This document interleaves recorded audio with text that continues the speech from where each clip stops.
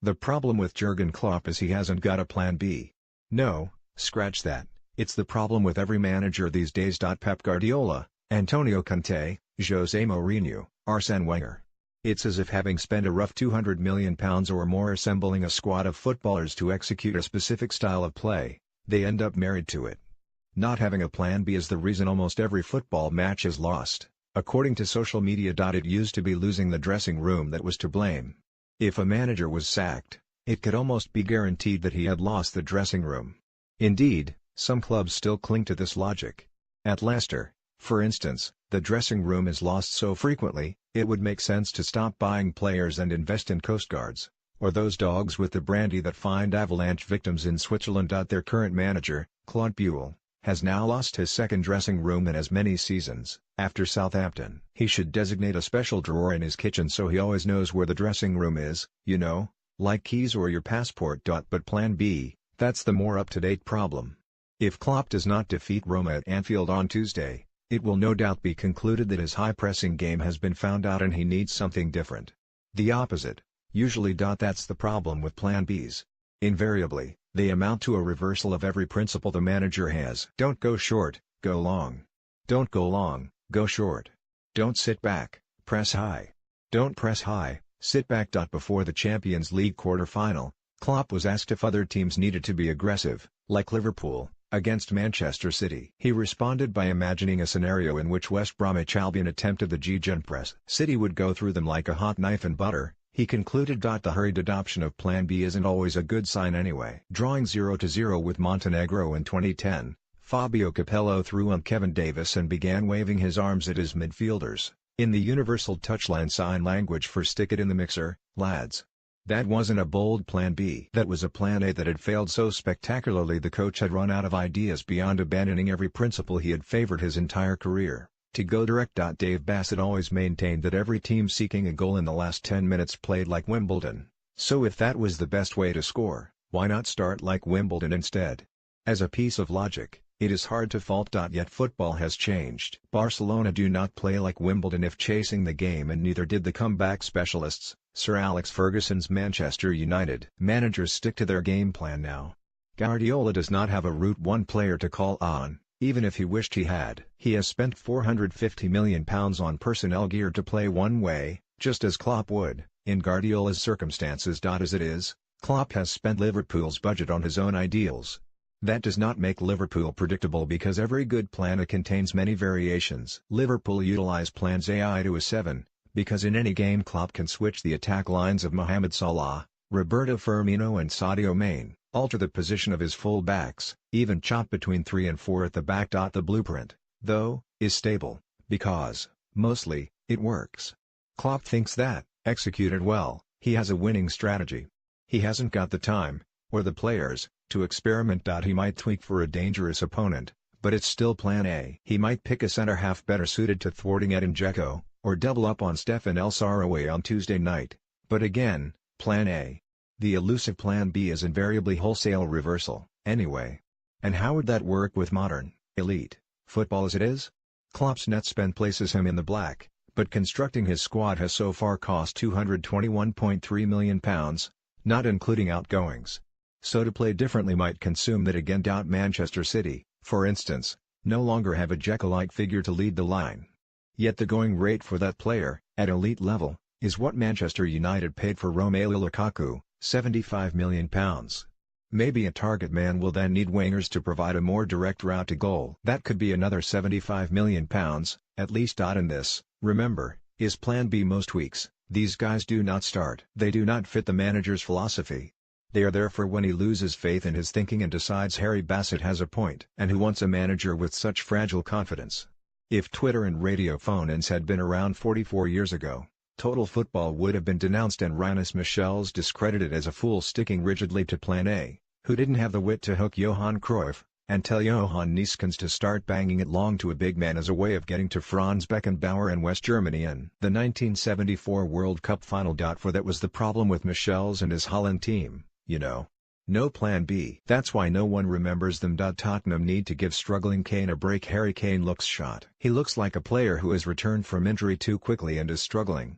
His desire to fight Mohamed Salah for the Golden Boot is admirable, but not if it is at the expense of his readiness for the World Cup. Equally, out of every cup and 5 points clear of 5th place Chelsea with 4 games remaining, do Tottenham still need him? Their final matches are against Watford, West Brom, Newcastle, and Leicester. The perfect opportunity, surely, to allow him some respite before the World Cup, and prove they are not just the Harry Kane team? Spare us the tweet nothings. On the day Arsene Wenger stood down, I found myself rereading the transcript of an interview he conducted many years ago. It is approximately 6,700 words long and took place before the start of the 2009-10 season. Dated, of course, but still compelling to revisit his unspun thoughts at such length and in such detail. He explained aspects of his football philosophy and his life, made some bold but sadly inaccurate predictions about Arsenal's future, took on global economics, where his forecasts were more exact, interestingly, and launched a passionate defense of his methodology and regime. He came across as urbane, intelligent, passionate, expert, a hugely impressive figure, convinced and convincing. This is the side of Wenger, of a great many managers in fact, so few get to see. It wouldn't happen now. Arsenal used to do one of those interviews a season, usually to publicize the club's charity. In 2009, Wenger sat down with this newspaper and the Times and talked about anything and everything for the best part of 90 minutes. The next year it would be the turn of another 2 publications. Those appointments stopped long ago. For evidence of how clubs, and sporting organizations, look to reach out these days, think of the FA's bizarre dig about Chris Smalling having Harry Kane in his pocket at Wembley on Saturday. Bants. LOL. Raffle. That is what passes for communication. So Arsenal will have whole squadrons of media staff whose job it is to generate 280-character sound bites, or images or emojis, but little that showcases their manager's greatest strength, his intellect, his humanity. And that goes for, almost, all of them. Liverpool know what they have in Jurgen Klopp, and the value of letting us get to know him, too. And the day after Leicester won the title, Claudio Ranieri talked through an amazing campaign with an appreciative, privileged, gathering of sports writers. It was a fascinating insight into the greatest title victory of any era. Yet as Pep Guardiola and Manchester City rewrite the record books, there seems no chance that will be repeated. Something might turn up on Snapchat, but one of the greatest minds in modern football will one day leave these shores and no one will feel as if they knew him at all. The same with Antonio Conte. The same with Mauricio Pochettino. Who are these people? Meaning modern managers appear snappy and self-absorbed. There is no time for depth or for a real person to emerge, just a character. Yet does anyone think Jose Mourinho would have been as successful if he was as shallow and one-dimensional as Manchester United allow him to appear? These clubs have some of the sport's greatest thinkers but limit them to petty irritations and snippets. It's like having Franz Liszt at the piano, but only letting him play chopsticks. The FA would be terrified of letting Gareth Southgate speak his mind, to just talk, unfettered and on the record, for an hour or more, but are happy to churn out clumsy tweets that later require an apology to England internationals. And further down we dumb. Title in reach. If Reds learn to be ruthless. Having watched his team surrender a 2-goal lead on Saturday, Jurgen Klopp seemed unusually grumpy. He thought the pitch was too dry, he didn't like West Bromwich's football. No manager is sunshine and smiles in defeat, but Klopp usually finds a way of putting a brave face on it. Not this time. Perhaps it was the future, more than the present, that was bothering him.